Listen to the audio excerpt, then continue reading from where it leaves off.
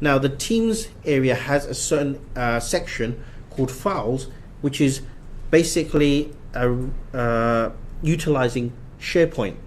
So this is a shared file repository. Okay, so this is in relation to your questions earlier on. Okay, and it allows you to see the whole history of your conversation. So even if you're a new joiner to this communication channel, you can see the previous communications as well, because it like if we take, for example, other communication applications like WhatsApp and so on, WeChat. Okay, if you create a group in there, you'll see the communications that you have in that group. But if you're a new joiner to that, you only see the communications from the point that you join the group. But with Teams, you can see the whole history of communications within the group. And you can then also search within that history for certain keywords or certain information that has been discussed within that communication thread. Now, adding resource tabs, that's what I mentioned earlier about how to add in extra information, maybe provided from external sources and so on, or maybe website links and so on, in reference to this communication thread. Now, regarding installation, if you want to install the mobile app, this is for the Apple, and this is for Android. Okay. If you're on a PC, you can go online on a browser and go to office365.com. Okay, sure. And in the top right corner, you can click on the sign in. Don't create a new account, just sign in, and then log in with your standard Linfeng email address, and then use your normal login password. Okay.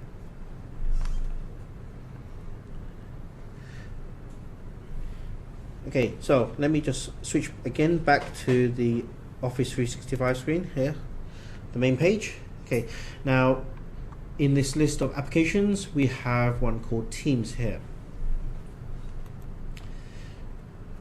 Now, when you go in, you should just see a blank menu. Okay, I've been using Teams for a short while already, so I already have some channels already created for different projects or different tasks and work and so on. If we choose to not let the new joiner access history, do we have a button? No. Basically, the access rights is based on, do you have access to this channel? If yes, you have full access. If no, then of course you have no access. Okay. There's no customization of the access rights. Yeah. Okay, so on the on the left-hand side, we have a list of areas, different functions. The first one, activity, basically it just shows you all the current activity within the current feeds. Okay, chat. Okay, this is a chat function which allows you to instant message people. But this is only with inside Teams. This is separate from normal instant messaging, which is in the next section we're going to talk about. Okay, so this is instant messaging within the Teams area. And then the main function is, of course, Teams. This is where our communication channels are. Okay, so you see here, for me, I have several different channels available for me to use. I have one from our learning team, learning session, digital learning, and so on. Now, say for example, you have maybe a new task and you have a new team that you want to consolidate the communication for. Okay, what you do is go to the option down below here, join or create a team. Okay. Joining, it depends on whether a channel is created as either public or private. There are certain channels that people can create as public, which people can search for and they can just join, by themselves. But private communication channels, those are by invite only. So the administrator of that channel, they have to add your name into that channel for you to have access to it. So Say for example, you have a work team you want to create channel for. So join or create team. Then click on create team here. Next, give the channel name. So say for example,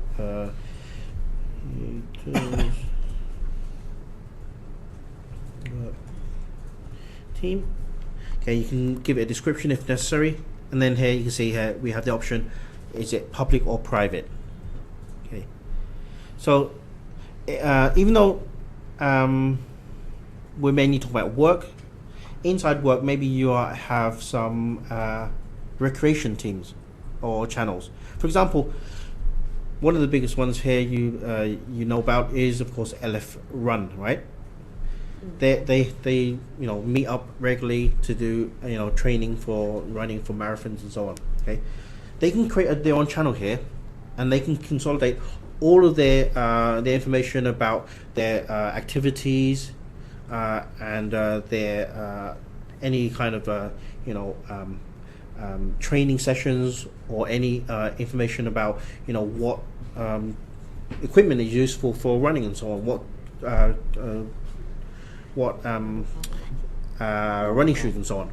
They can create a public team, and that will because it's public, anybody who's interested in that topic, they can actually just join the team without having anybody to approve them joining the team.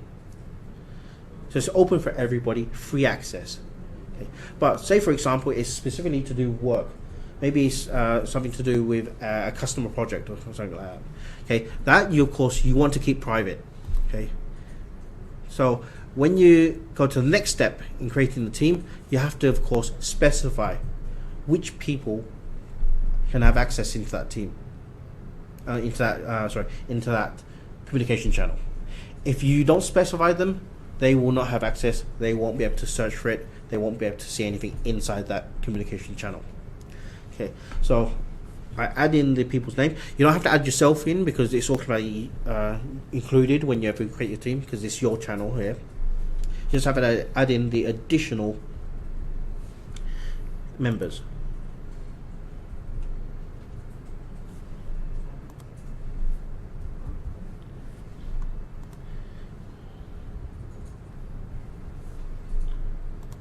Okay, so once you've finished selecting all of the members of your communication channel, okay, click add. Okay, you added them all in.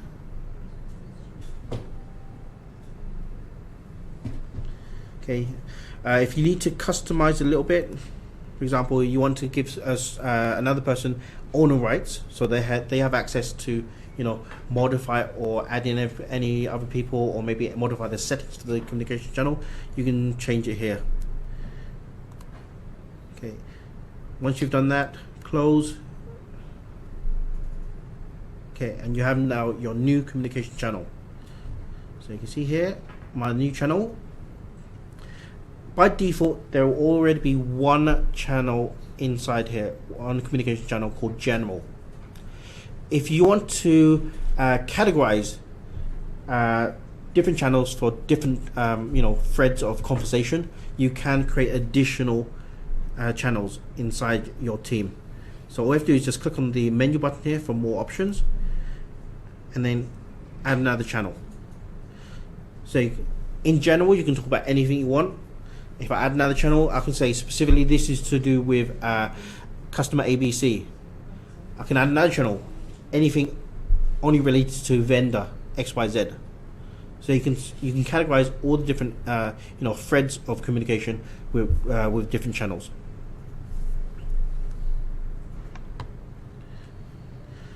Now, apart from channels, though, you also inside have the communications channel. You have the files, so any documents that you have uploaded or added inside your communications, they'll be listed in one screen here for you, so you don't have to search through the whole thread for the different files. You can find it in one view. Okay, so if for example here I type in a message and I upload document, for example, hello, and click on the paper clip to attach a document. Okay, I can attach from either my computer, or from my hard disk, or from the OneDrive. Okay, so I'm going to take OneDrive here, for example. So it's going to connect over into my OneDrive repository.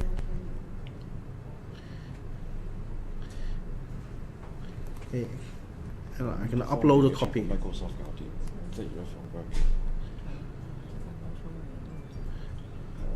Okay, so I can then send out the message, and this will now post into the communications thread. It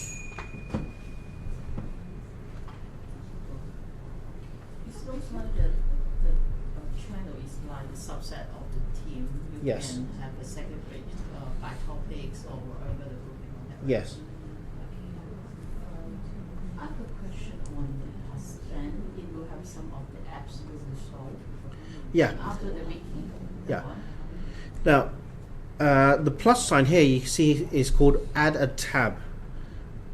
Now, basically what this allows you to do is add on additional resources. It may be like, for example, a external resource. It might be external application.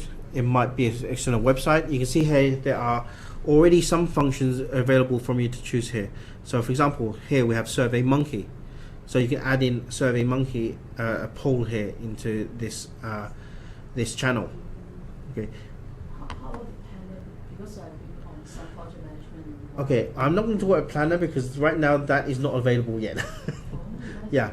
Because I tried some This I'm not going to. The reason I'm not going to talk about these is because right now, inside the Office 365, what is currently available for you to use is OneDrive. Apart from the basic Excel, Word, and that kind of stuff, is OneDrive, Teams, and Skype for Business. The other applications right now, because ITS are still checking whether they can work properly, whether they can function, effectively within the organization. They haven't released them yet, so that's why I don't mention any of those ones. So the planner effectively is like a common calendar or project, Microsoft Project Lite.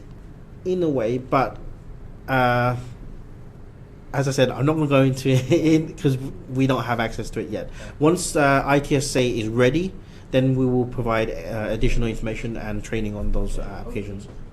Can we clarify which app is able to add on that, I think the OneNote, PDF forms and also Google Forms? No, basically anything that's not inside your, for example, your Windows. Like for example, if I go into Windows here, what we have installed, there is OneNote. Okay, so you can use that. Okay. You can use Word, of course. You can use, I think, Power BI. Anything you can't find installed on your PC, don't use that. Okay. Like the SurveyMonkey as well? SurveyMonkey, that is a external resource. So that's usable because that is something that's that's available right now. So it's also all the text under the below that the group 5 the color that you'll be able to use, include in the Teams? Sorry, which ones? I talked about the last Oh. last row. Yeah. Well, what I'd say you can you should use from here is SurveyMonkey. You can use website because that's going to external website, and YouTube, PDF. The others, that are not really really available yet. Of course, Planner, Stream. I don't know what this one is, so I'm not going to mention it. This one I'm not too sure either. Okay. But the SurveyMonkey is also Yeah, because that's an external system, and we have an account for the company. Can we export history or documents from this team directly to email? Yes. Directly, not through a OneDrive or. Let's see. I remember you can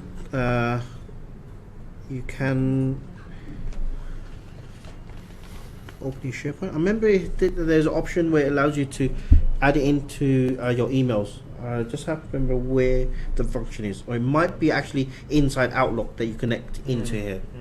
So it might not be from this here, it might be from Outlook.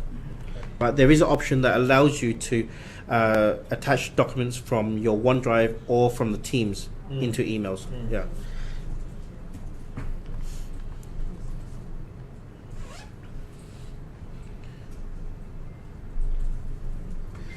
So as I mentioned, any files that you upload either from your conversations or from the OneDrive, they'll all be consolidated into one view, which is this files view. So you don't have to search through the conversation thread. Okay. But if you do need to search through your conversation thread for either a certain message or certain certain term or whatever that was mentioned previously, you can do that by searching through the search function. Let me see where the search function.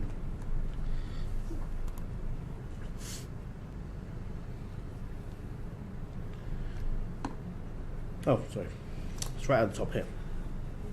So, as I'm not going to do it here, I'm going to switch to another channel because right now this channel is basically empty. So, right, so I'm going to switch to sorry.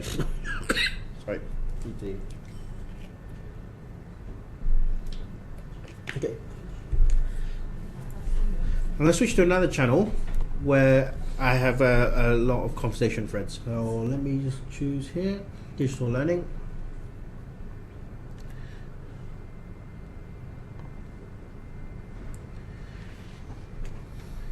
Okay, so you can see there's quite a bit of history here. Okay, so I can do a search here. Let me see what was mentioned in here before.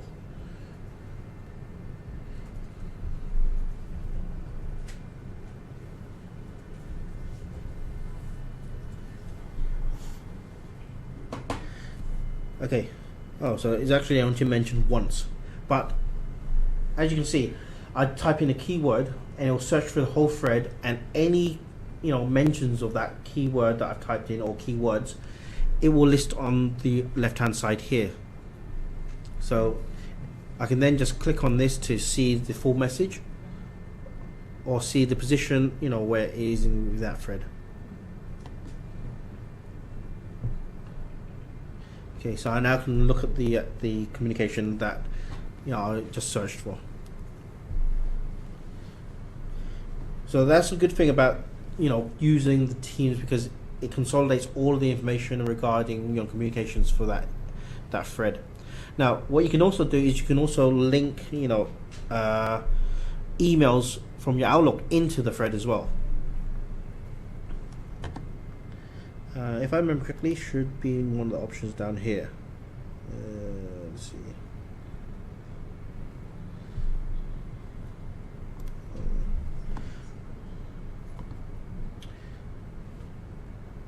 Okay, I'm gonna have to double check on how to do that, but I do remember that there is an option that allows you to link and make a copy of your email. So say for example there is an email that is in relation to this confidential thread, but it wasn't added in, there was no mention of what the email content was inside this thread here, so you can copy it from Outlook and put it in here so it does become a part of the thread. Okay, any questions on Teams? Yes. Can we make use then to work with customer? You have to talk with your account team, because right now this is internal only. Okay. But if you want to make access with a customer, I'm not sure. Right now it's only internal. Okay. They will probably have option to allow access outside later on, but they have to check the security settings first. So right now this is still in the initial stages.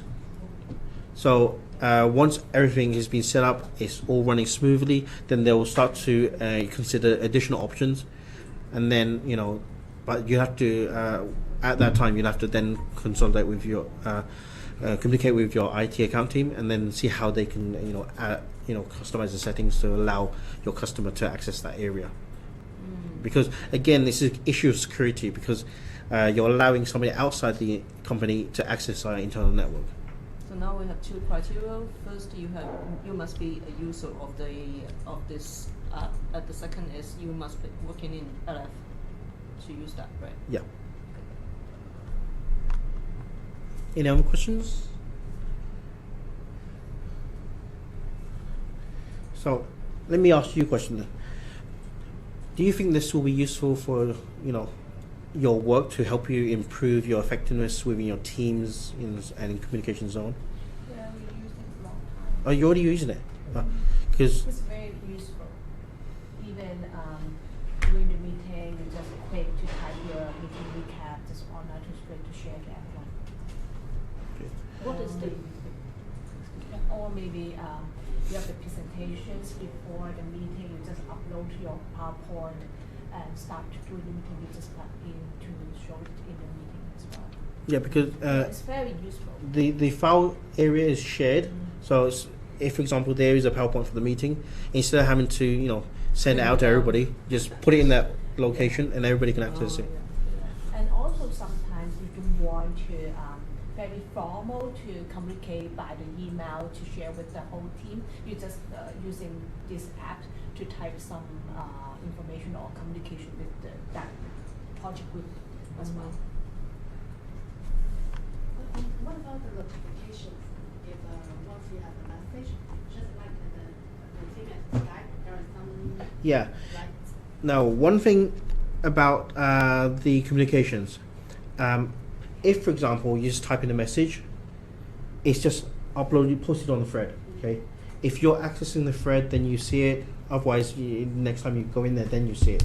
But if you specifically want certain people to know that you're posting this, maybe it's a specific message to those people, what you have to do is you actually have to mention them. And what I mean by mention is, for example, if I say here, let me just cancel this search first, okay, and go back to channel. Okay, cancel this. Okay, let me just go to the one I created, so they know that I'm just testing. Okay, let me agree with that.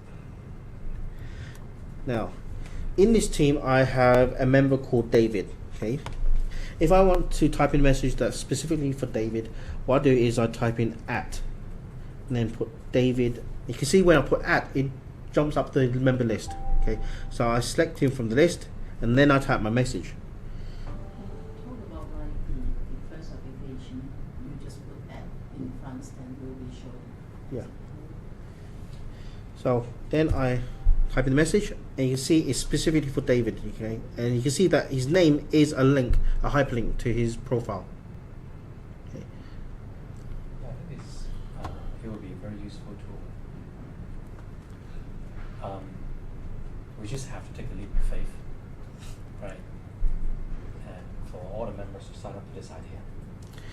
Yeah, it's because whenever you have a new way of doing things, it's always a bit difficult. It's always a bit slow to introduce the new method, because everybody's always set in their old ways. They're used to doing it this way, so they carry on doing that way. But if you promote it more, if it is useful, if it's faster, it's more efficient, people will pick up on it, and they will start to use it more. Okay. Now, one more thing about this mention function. This is specifically a message to David. Okay, but sometimes you may have something that you want everybody to take note of. Okay, there is another @ that isn't listed here.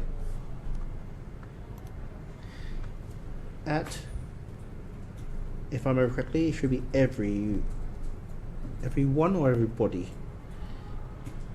I think it's everyone. Oh no, it's not everyone. Everybody.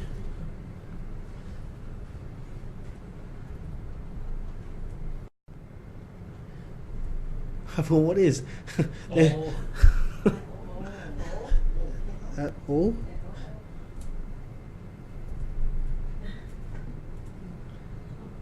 Nope. What is it? This I'll double check and I'll send it back to you. Yeah, but how does David know you're looking for Now, things? if you have Teams installed on your mobile, okay, you can get notifications. So if somebody adds you, it'll pop up a message. Yeah. Now, if you have Teams open on your PC, again it will pop up a message. But of course, if you have it closed, it doesn't pop up a message. How many people are using this now? This I'm not too sure. IT, I think most of IT is using it right now. I think our digital learning team is using it. This will I know that there are some business unit teams that are using it because the IT asked them to do a pilot testing of it as well. almost can replace email altogether. I wouldn't say replace. I'd say it can work in unison with it because this is really is to consolidate communications in specific channels so you can find it more easily. Whereas with email, that's more of a generalized, communication platform. A part of the security of file sharing, what's the difference if you compare to other instant messages like WhatsApp or WeChat?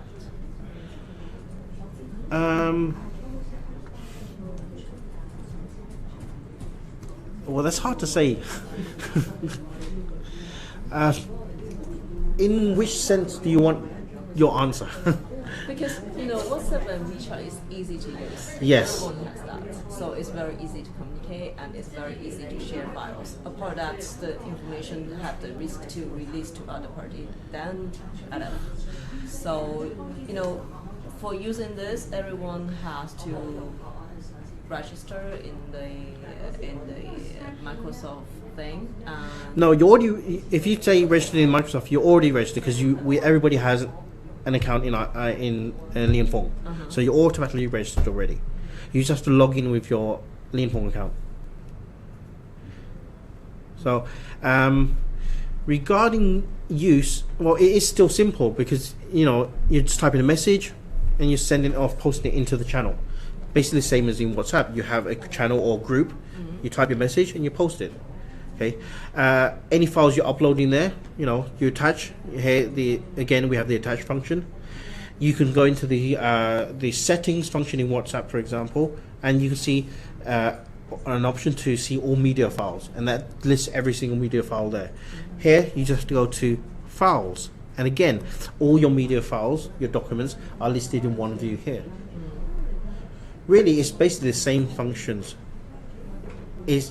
Maybe it's because it's new that you're thinking, it's a bit difficult. But basically, it's still the same functions, still the same kind of usage as other applications that you're using already. It's just that the interface is something new to you, so initially you're going to think it's a bit complicated. But once you get used to it, you find that most of the functions are basically the same as what you're already doing.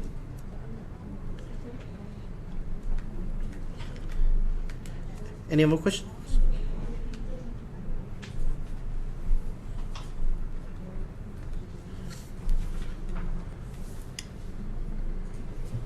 No other questions? Okay. And on to our last section. Effective online... Sorry.